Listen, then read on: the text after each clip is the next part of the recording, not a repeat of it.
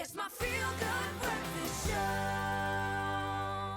Welcome back to your Feel Good Breakfast Show. It's Expresso right here on SABC3. Now, fire season is almost upon us, and before the break, we looked at how we can play a role in stopping fires this summer by volunteering or learning what signs to look out for. But once a wildfire spreads, we have to call the professionals in.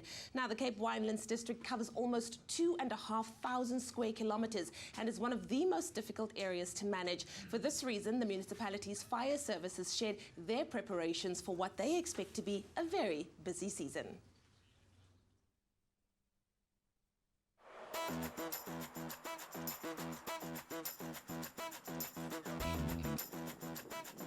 As we move into what is known as wildfire season, considering that this area, the Cape Winelands District, experienced 1,500 veldt fires during that same period last year, we have got to be ready, whether we are a municipality, landowners, or especially firefighters.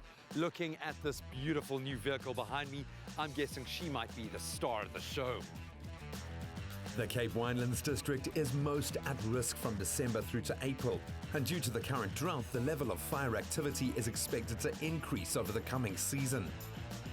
Dale, thank you so much for the very enlightening and, I have to say, rather terrifying discussion this morning. Why is the Winelands area specifically such a high-risk area? Due to the frequency of fires that we're having out in the mountains now, that's beginning to create a problem in terms of the natural vegetation. It's burning too frequently and very vast tracts of area are burning. About 95% of the mountain range is now less than 10 years old, so it's actually in a critical stage from a biodiversity point of view as well as a water retention point of view as well. Well, I know that you have a very complex operational model, but if you could simplify it for us, what exactly does the Fire Protection Association do? Our main objective is the prevention side, but we also deal with educating our landowners to put in preventative measures, training them, preparing them. The whole idea being that if a fire should occur on their property, they are able to try and deal with it as quickly as possible before it spreads and becomes a major problem.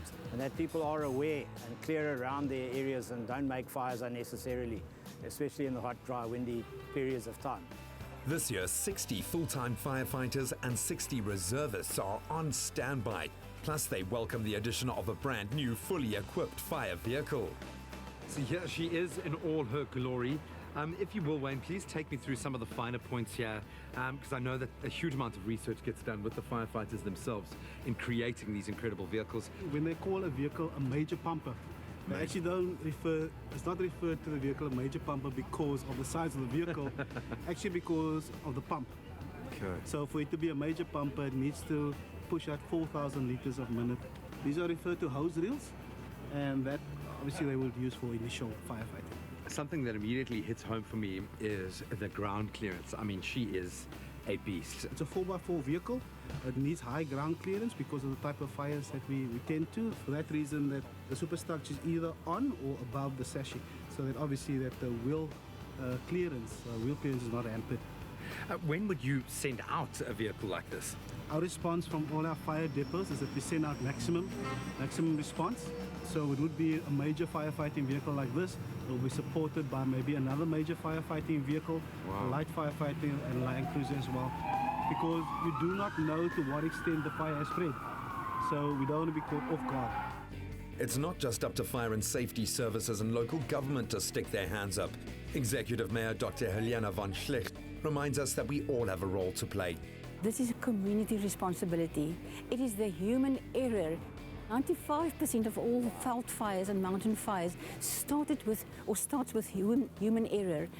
People not being cognizant of the danger of leaving a cigarette or just making a fire to braai.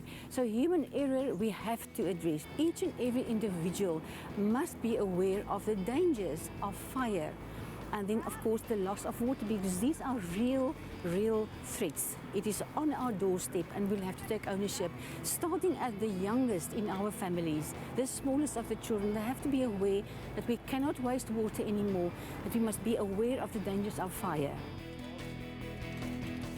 Logistics, partnerships, budgets, all very important, but all good and well when the reality sinks in seeing this incredible piece of technology. ultimately, every day, firefighters are going out there to put out fires and put their lives at risk, which means this fire season, if any of us can play any role in preventing fires, we have a responsibility to do so.